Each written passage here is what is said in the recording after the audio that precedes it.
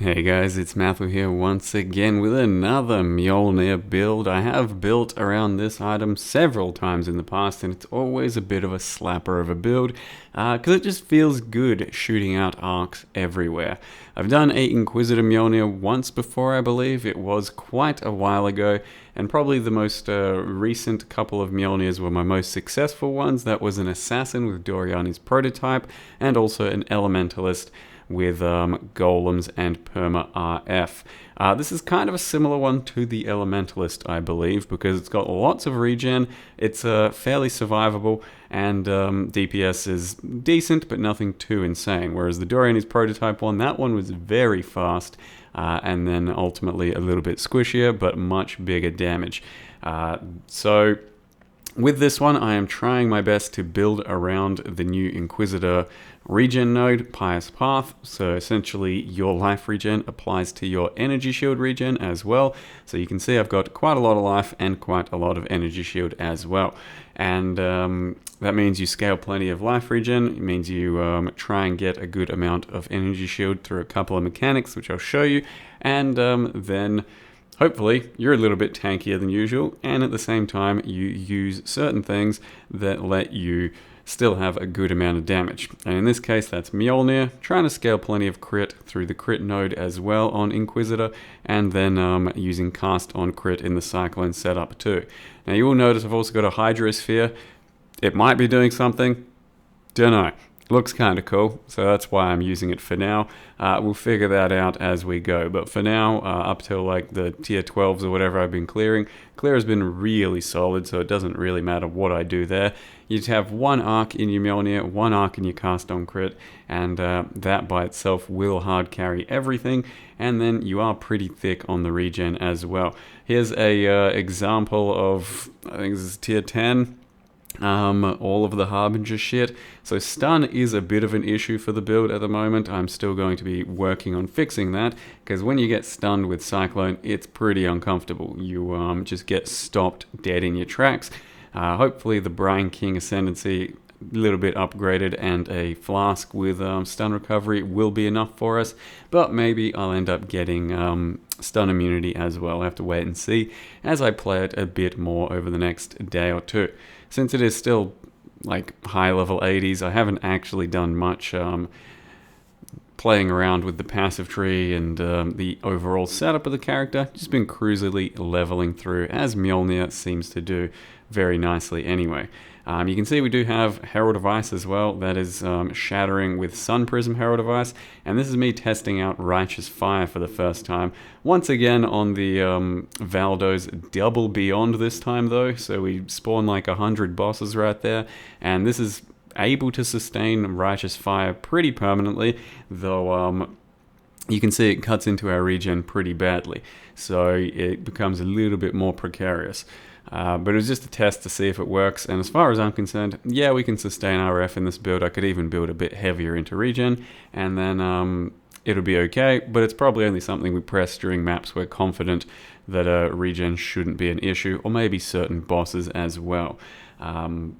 And it's not necessarily damage we really need for mapping content especially, but it will be convenient to be able to press the Righteous Fire button on demand for a bit of extra burst, and as well as that Vile Righteous Fire for even bigger burst once again. So hopefully the build will have enough damage single target wise in the end, because that is usually the concern with these Mjolnir double arc builds, whether or not they have the single target to do proper endgame. I am doing my best to pull out a few of the stops to make sure that damage is going to be decent, regardless of how hard it might be to do. Obviously not going overboard, not throwing hundreds of exalts at a build, but maybe a couple of exalts here or there where need be, just so that we have a good example of Mjolnir with some thick regen as an Inquisitor taking on the game. If it ends up falling a little bit flat, that's a bit of a shame, but I'm still fairly confident in Mjolnir with Doriani's prototype.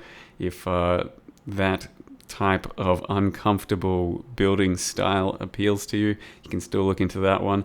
And as well as that, the Elementalist Mjolnir Golem build, I'm pretty sure still works quite nicely as well. All in all, Mjolnir, pretty strong item at the moment. Same with Cospris, same with Cast on Crit.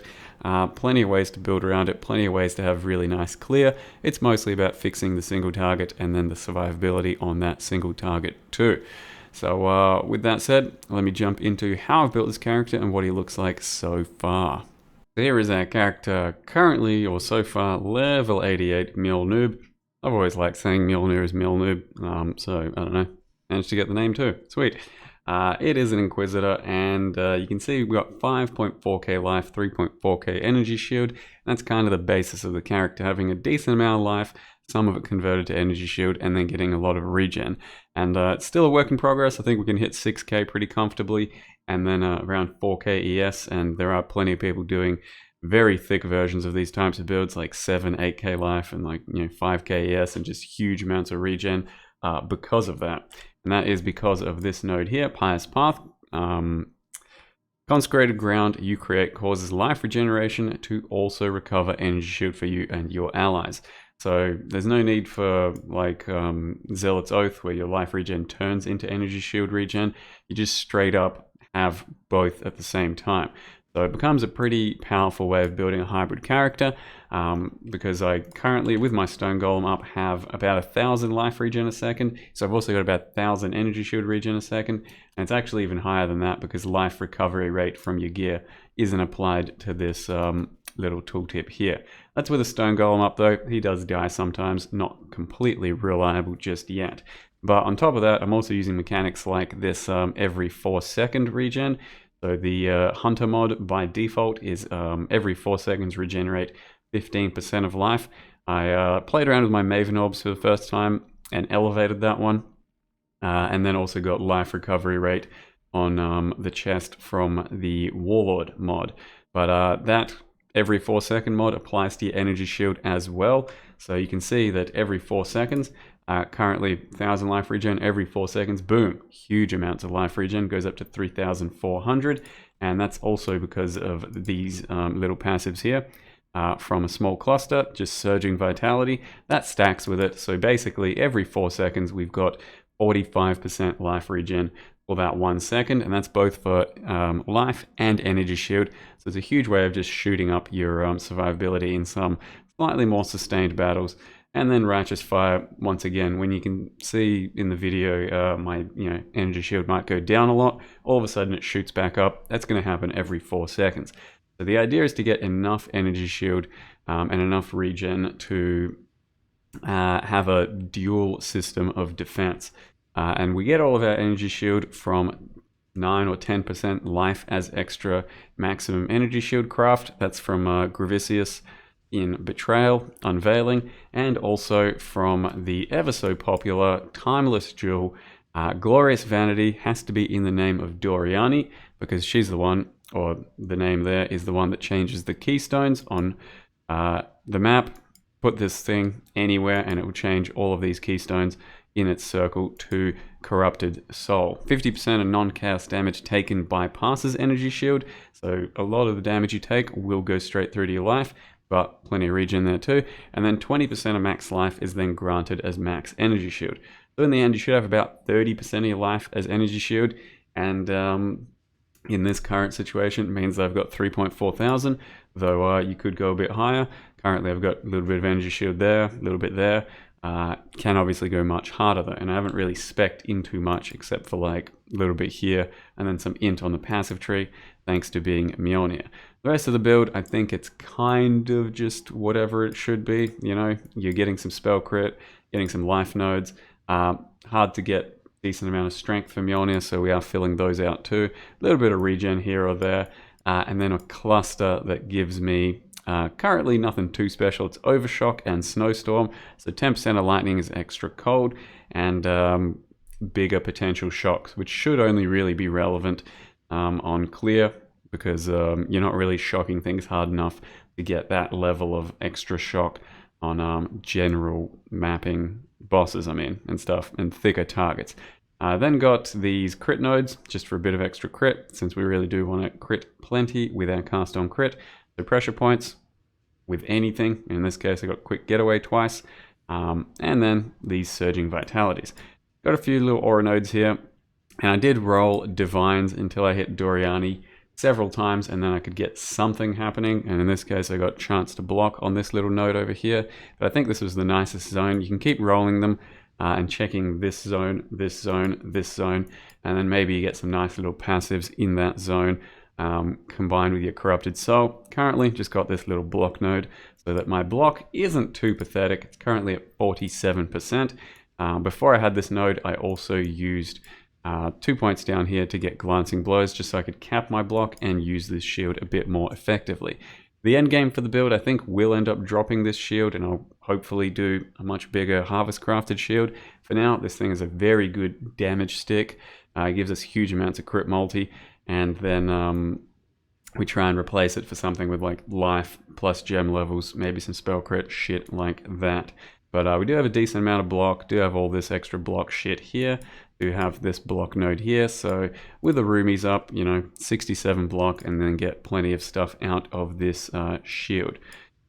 Using a Watcher's Eye, bought this guy for 1 exalt, just crit with Zealotry on consecrated ground, because we do use Zealotry, and then even more life recovery rate with Vitality. You can also get Vitality life percent recovery, Leech, life on hit.